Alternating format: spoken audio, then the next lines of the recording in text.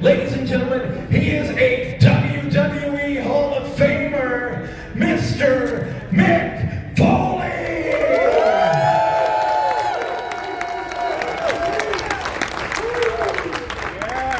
And ladies and gentlemen, you've seen him on Cobra Kai April 4th in a Philly street fight. He'll be taking on Sami Callihan, Paul Walter Hauser!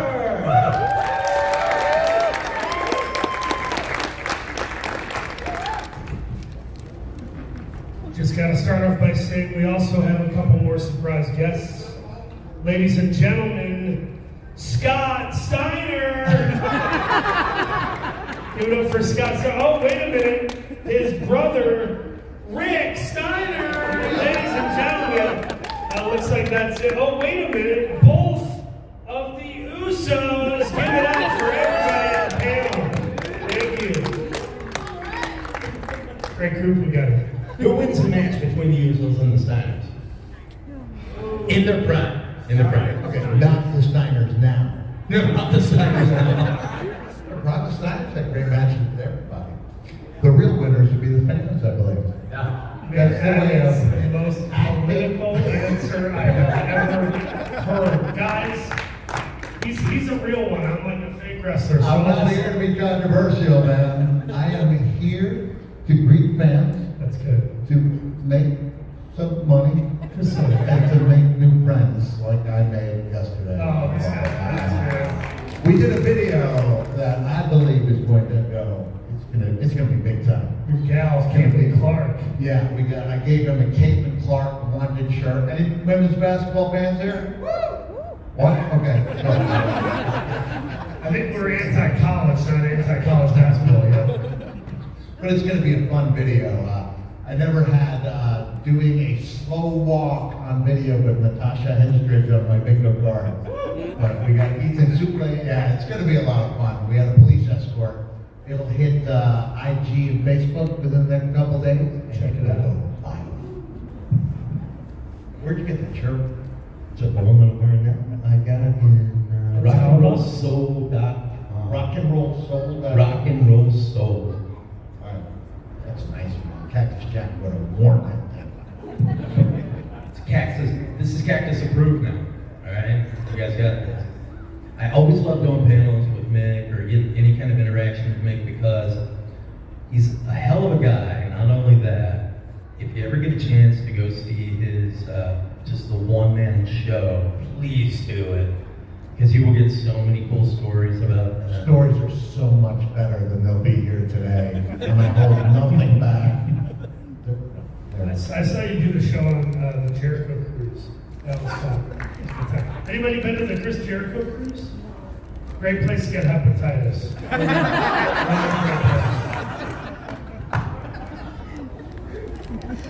How do I put myself over? I'm going to have a 3-day cruise just for me.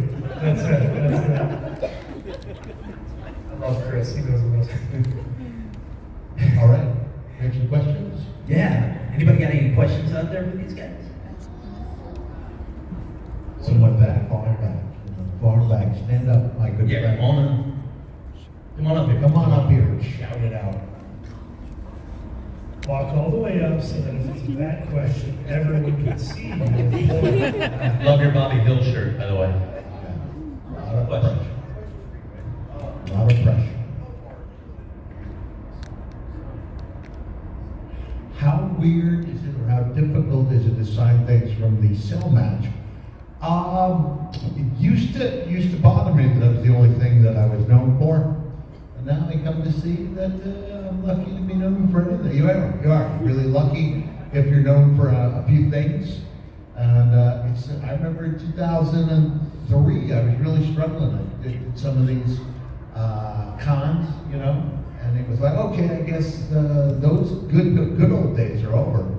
And now, if you would have told me, no, wait 21 years, when those people have children and they watch that match, and it's been a lot of fun. So it doesn't bother me at all.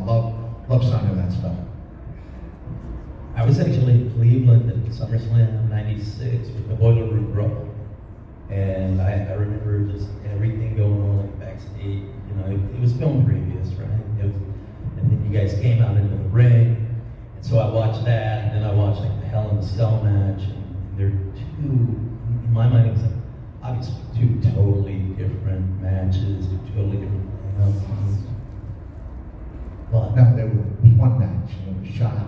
No, it was. oh no, I'm saying the Cell match and the. Oh, the cell match, yeah. Yeah, Definitely. those. Yeah. Just to be a contrarian to that theory of mostly being known for the Hell in a Cell. Coming up when I started watching wrestling around 92, 93, we were in WCW, so my knowledge of your run was, fighting Sting and doing things like these, sentons on the concrete and stuff back when no one was doing that. And then, watching the Terry Funk matches coming up as a kid, that was like, it was like a secret where you'd be like, have you seen this match? It was like watching a porno. Your friend's like, my parents aren't home, let's watch these guys kill each other in the ring. and then of course, everything from, Shawn Michaels to Edge, and that hardcore match to Taker. It's like, it really is a true Willem Dafoe type of resume, Jeff Goldblum, where it's like, you've done a bunch of cool shit. Yeah. Working Thank you with very much. anyone. Thank you, my friend.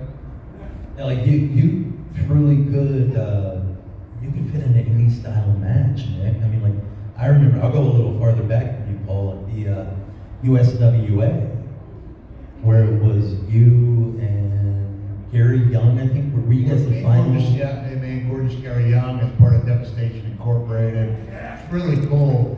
My kids, my younger kids did not know when we went to see the Iron Claw that I had known all of the Von Erichs in the movie with the exception of David. So I went back a long way, and seen some cool things, some sad things, but it's almost like The Wizard of Oz. Of course, some of it was sad, but most of it was beautiful. And it was a nice trip.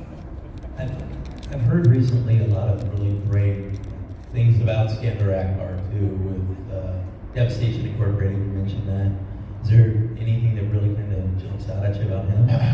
Well, Akbar taught me the beauty of two things: saving money and the Whataburger drive-thru. So, whenever I'm within like a few hundred miles of Texas, but they have them in the southeast now too. Yeah, they sneak them in once in a while in Alabama, Mississippi, Louisiana, even a couple of them in North Florida. So yeah, Ak was big on saving money, and he liked to yell. He said it kept him young. I used to be scared when he'd go off on his tirades, and he was like, "Oh, Jack, I love going off. Makes me feel so good." So I took that from a different perspective. I was a huge fan of the World Class, USWA, all of that kind of stuff. I knew that I had to be home by 4 o'clock in the afternoon to watch World Class, to watch the Von Erichs, and their rogues gallery, so to speak, that always came through there. And then when you came into WCW as Cactus Jack, I was like, oh my God, it's Cactus Jack from USWA, this is exciting. So that's when Paul started watching. I was doing those things that were not good for me. And everyone warned me would not be good for me, that I'd be paying for later in life. And guess what? They were right. Yeah. You, as a kid too, I was born in '86, so watching Beach Blast in '93 or whatever we're doing Sting, like, as a 7-year-old you're watching it, you're thinking, this guy's fun. Sting's got the surfer hair, and he's like, yeah, kids, face paint. The other guy, you're like, this guy's dangerous. Yeah. Like, even as a 7-year-old, you're just like, there's something off about the guy. He kind of looks like he'd be hanging out at a carnival, but he doesn't work there. He looks like he might work there, and then you're like, is he going to stab me if I go into the bathroom?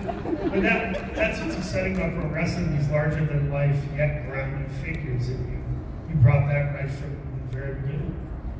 Well, thank you very much. I see a friend of mine was nice enough to give me a hug yesterday. Do you have a question, my friend? What would you like to say?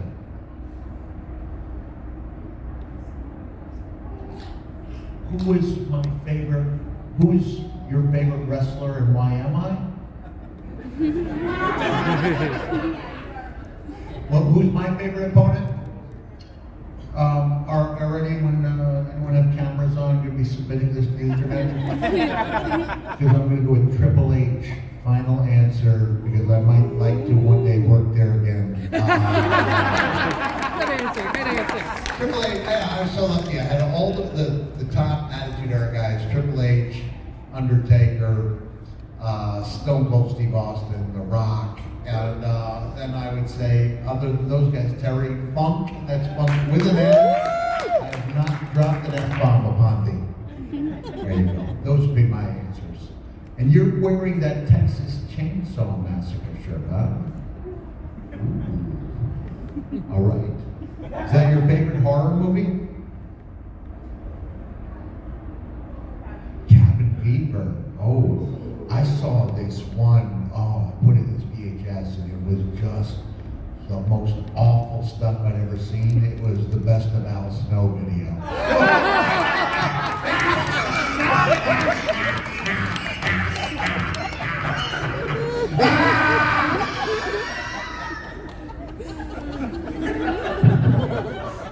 There's only one copy of that.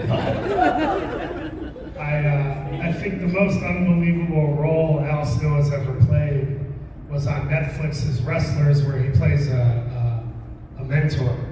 That was hard to believe. Really a stretch. Did anyone see Wrestlers on Netflix? It's so good, man. I mean, I don't know if people know this. I called up Al, actually texted him. I was like, "Oh, I love Wrestlers. I'd really like to be part of this." I said, not just a one-off, but a storyline. And then he didn't get back to me for a few minutes, and then I wrote the magic words: "It won't cost you anything." And so I've been there 6 different times. I love it there. And, but Al wasn't cranky and cantankerous when we were traveling. He was a lot of fun. I was like, what happened to this guy? It sounds like he's been gargling with razor blades too. Like, he just sounds old. He looks great. He's in great shape, but he sounds old. Okay. You could still have an action figure. He could still have an action figure. He could. Should have had one up there. Do you have one? I caught Dark Side of the Ring the other day. How brief was Terry Gordy in your association? Oh yeah, Terry Gordy, I mean, in his time he was a top 10 worker in the world. Ultra realistic. And it's just, he was such a phenomenon, he really was. It's so sad when we lost him first mentally and then lost him completely. But he was so good, and I was glad that I had a chance to comment. I have not seen that episode yet, but I hear it was really good. So I like being part of that. You know, I'm pretty tough on my own body of work. When I point to stuff that I do like, it's the guesswork I do on beyond the darker side of the ring that I think is, you know, is really good. I saw personally that Terry was he was the workhorse of the Freebird. Yeah. You know, a lot of people thought Buddy Jack, but Well, Buddy Jack was a workhorse too, and he was a great heat getter. Michael Hayes was the mouthpiece. You put those three together, like I said, I said they were bigger than the sum of their parts.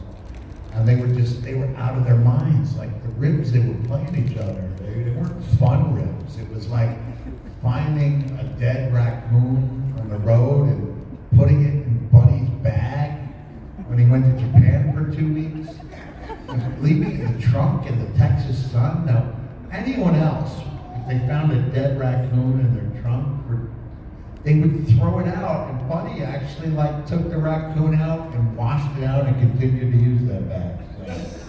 So, those guys, they lived the gimmick, brother, as we say in the business. Andre the Giant also had really bad ribs, from what I hear, in the sense of just like taking a poop in a wrestler's poop, and they would know it was Andre by the size of the poop. And you know what? Even if you're upset, doesn't matter. Are you really gonna fight Andre the Giant? Probably not.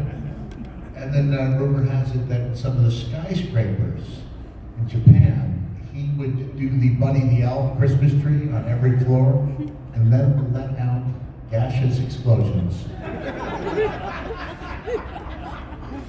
that you could not run from. Consequently, that was cut from the Andre documentary. It was very upset about it. Could you see just in, and then Andre pooped in my boot, and my life was forever changed. Every 10 minutes of the doc. I saw another question back there. Where'd he go? If people want to ask a question, should they? Yeah, just come on up. Come on up in the. All right.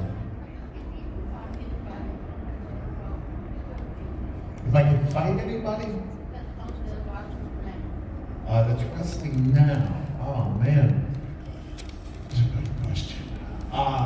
Maybe a Cincinnati guy like Moxley. That might be good. One hand clap when I'm pandering to the town that I'm in. What kind of world am I living in? I'm not sure I want to live in this type of world anymore. You can't even get a pop right Here, right here in Cincinnati. That's better. Or in the words of Hulk Hogan, it's great to be here in Cleveland, Ohio. I saw a guy one time. I was in Columbus, Ohio, and they called it Pittsburgh. That was me. I did that. And then Jericho jumped in my defense and he was like, Pittsburgh's even worse than Columbus. He really saved me there. It gets hard to remember what city you're in. You're traveling all the time. And I do remember that trip. I had to drive from Columbus home, where I was going to be, how many little ones we have? I was going to be singing the next night in Brooklyn as Santa with Nora Jones. This is no joke. So what I would do is I would cover up my bleached white beard with hair mousse. And I'm pretty friendly when I check into a hotel, right? And I noticed when I got to Brooklyn that, hey, how you doing? And they all were looking at me very warily. And then I went up to my room and I saw why. Because over the course of the 12-hour drive, and I'd been, touching all this, it looked like I just got out of a coal mine. I had smudges everywhere. And then I went and I sang the heck out of that song. You can actually Google Nora Jones and Must Be Santa and the Santa singing along. This guy here. So she had asked that question. That is an interesting question about who would you like to wrestle on today's roster. One of those two, but Mick, something I'm kind of curious about. What kind of magic do you think that you would have made with Bray Wyatt? What kind of magic? Because I mean, the two of you, I think, would have had amazing matches. I lost my glasses. $20 down the drain. Tomorrow mine if they help. I don't know. Is that better or worse? Bray was a genius, man. That would have been so much fun. I mean, I was just so glad that I got to participate. He did his first mandible claw on me, and then my face was up on the funhouse wall for many months, and he was really a genius. I obviously taken him well before his time, but I would have loved to have created something special with him. Sure. Yeah, he was just amazing, and seeing some of what he did. I mean, there was magic, man. I would love to personally see you in a match with Darby Allin. I think Mick versus Darby Allin would be incredible because there's nothing you'll tell him that he won't do. Oh, he would do anything. I remember him as a shy kid, just kept to himself. He worked for Northeast Wrestling, and he was on almost all their cards. So I remember seeing him for years, but he kept such a low profile. And then it was when Moxley was wrestling, he was like, I'm telling you, this kid can do anything. And that's when I really started watching him, and he can and does do anything. So yeah, we would have created something really cool together too. Did you know the funny Darby Allin fact here? He was on one of those like My Strange Addiction type shows or Gruesome Stories of the ER type shows where he gets brought into the ER because he's a younger guy with an older girlfriend who has a sex addiction, and they go out into the woods and she actually breaks one of his appendages in the woods. It's like a true stories of the ER type thing, because they're obviously they're all true, but Darby's in one of these. He's playing one of the. He's in this as a cast member. That was like one of the acting things that Are Darby. the reenactors? Yeah. How old is your son there? Hey, I have a random package of Santa's reindeer cards. Would you like them?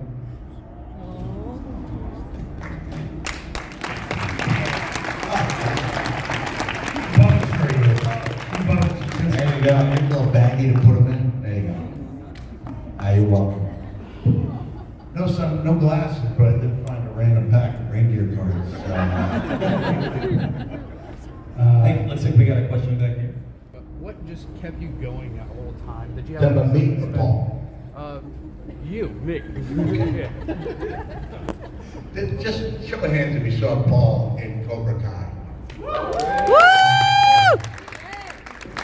First thing what I tell any aspiring wrestling writer, what should I do? How can I train?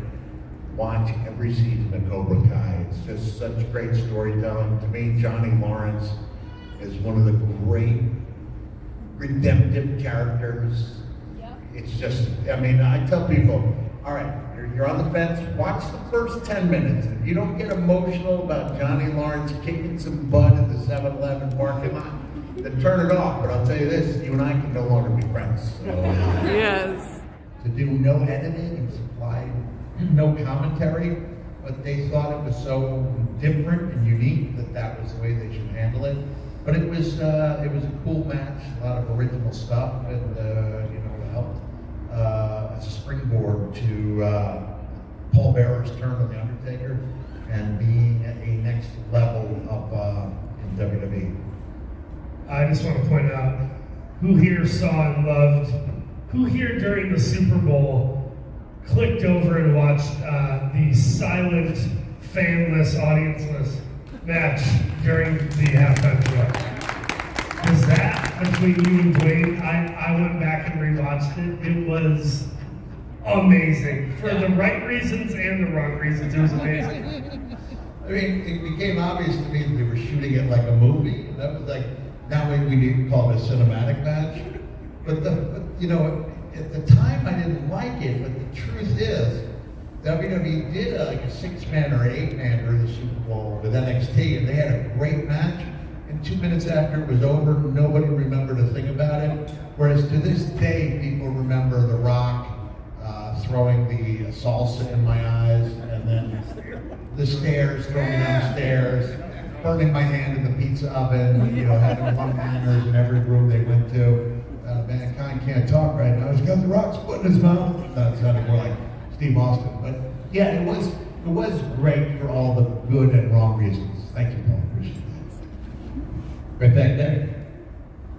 So for Paul, you got to wrestle with Terry Funk, but you got to be in a movie directed by Clint Eastwood. Just how great is Clint Eastwood, in your opinion, in all the movies he's done? Yeah, thanks, man. Yeah, I got to work with Clint Eastwood on this movie Richard Jewell, and it was like a true story. And I think Jonah Hill had been involved and attached, and something fell apart, and they were looking for somebody. And Clint had an instinct in casting the film, and first time I walked into his office in Warner Brothers, he looked at me smiling as if like, hey, I got it right, this is the guy.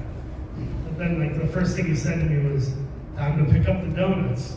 And I was like, what? Don't I look Richard Jewell enough?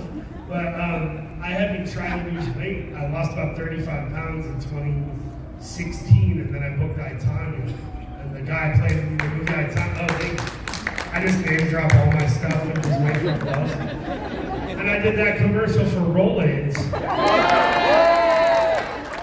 I still have heartburn. I lost weight and then booked Itanya, and it was a real guy, and I was like, I'll put the weight back on. Then I took it off again, and then I booked Richard Jewell, and so it was just, I jumped into the weight gain, and Clint was really, really cool where he was hands off. He's not a dictator, he's not like a crazy leader, he's kind of a quiet leader, and he really trusts his actors, which is crazy. When I hear some of the stories about wrestling bookers and promoters and writers and they have their hand in everything, and it's almost just aggressive. I've worked with some of the most famous directors of all time, and they're the opposite. They trust their actors, and they really give them room to improvise and interpret to try and get the best version of what you're doing. So I'm forever, eternally grateful to have worked with a genius like him. Is it true he never says action? Doesn't say action. He says, "All right, go ahead." Or he'll say, when you're doing a scene you haven't ended, he'll go, "That's enough." It's funny, man. He's a character. Clint Eastwood is one of those people that I want to meet so bad, yet I could never bring myself. If the opportunity arose, I would never bring myself to do it because I don't want Clint Eastwood to see me cry in front of Clint Eastwood because I'm meeting a hero, you know? You're not the first, baby. You're not the first. Many a grown man has cried in his presence. Right here. I have a question for Joel. What was it like for Margot Robbie and Sebastian Stan? Yeah, that was a cool movie. So I had done a couple things in my career, and then they asked me to audition for this movie, I, Tonya. And I was like, man, this is the kind of thing they're going to give to a famous guy like Josh Gad or Joe Hill or whoever is in front of me. And had a really good audition, and Josh was busy doing a movie with Kenneth Branagh, The Murder on the Orient Express. I was the next in line, so that was one of those cool things where you're, I'll say this, in life there's a lot of moments where we feel like we're counted out, but if you show up and you exercise some belief and you're patient, you never know where you are in line for that moment. And working with Margot and Sebastian was a blast. Like, they were so nice, no ego, you know. Sebastian's coming off Marvel, Margot was coming off Suicide Squad and The Wolf of Wall Street. But it was just like playing with your friends at recess. They were nothing but joyful and collaborative and cool. And that's one of those projects you look back on and it's like, I didn't make a whole bunch of money. And it wasn't like it shot me into orbit or whatever with fame, but it was a perfect experience of making a movie with the right people.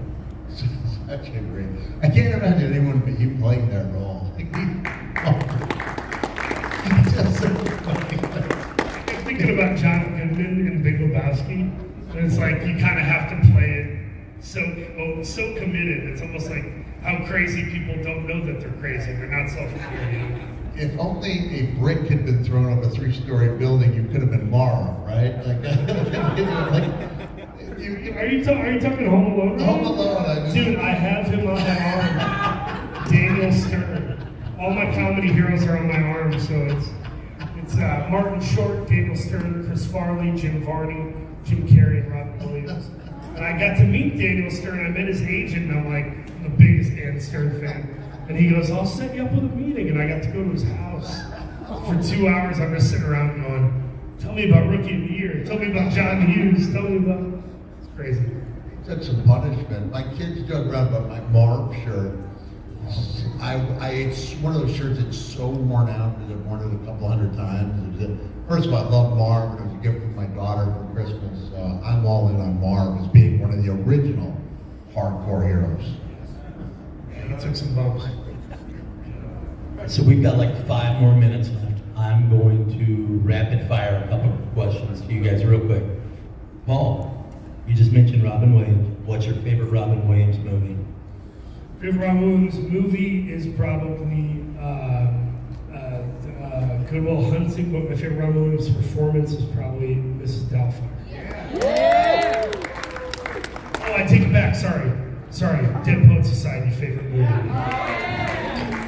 My favorite Robin Williams, outside the box, I think it's the one directed by Bobcat Goldthwait, World's Greatest Dad. Oh man, dark, heartbreaking.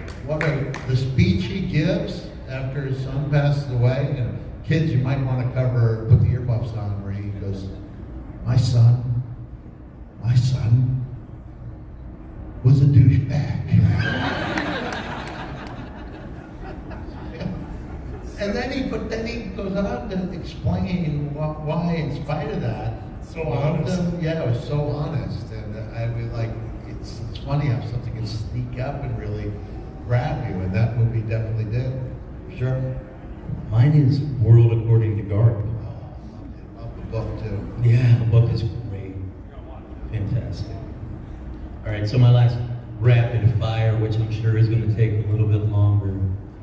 Rumors have been circulating around that somebody wants one more match. It's not me. Is it gonna happen? And who would you want the opponent to be? Yeah, the problem I have is I established that I needed to get down to a certain weight, and I'm about 1 pound towards that goal. So, my body's betraying me big time, so I don't know if we're going to have that match or not. I'd have to be in pretty good shape to do it. Not to get through a match, but to make it something special, I'd have to really drop some weight. Mother Nature is like, not so fast, big boy. I'm going to keep you here for a while, so I'm fighting that. Having said that, by show or auditory show here, who in this room knows in their heart of hearts that Mick Foley can and will lose the weight and have one of the greatest retirements?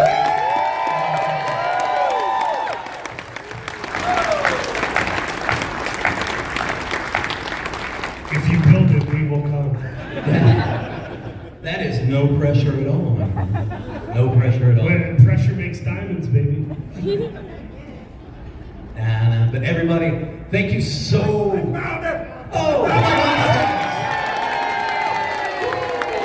He will win. He will win.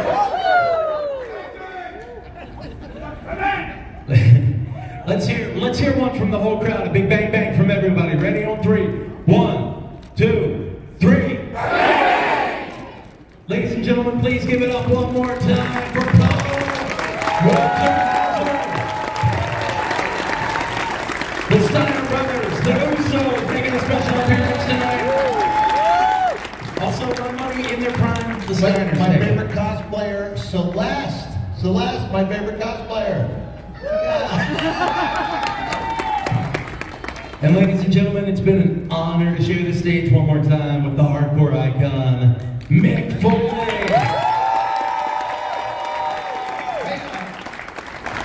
We love being here, talking to everybody.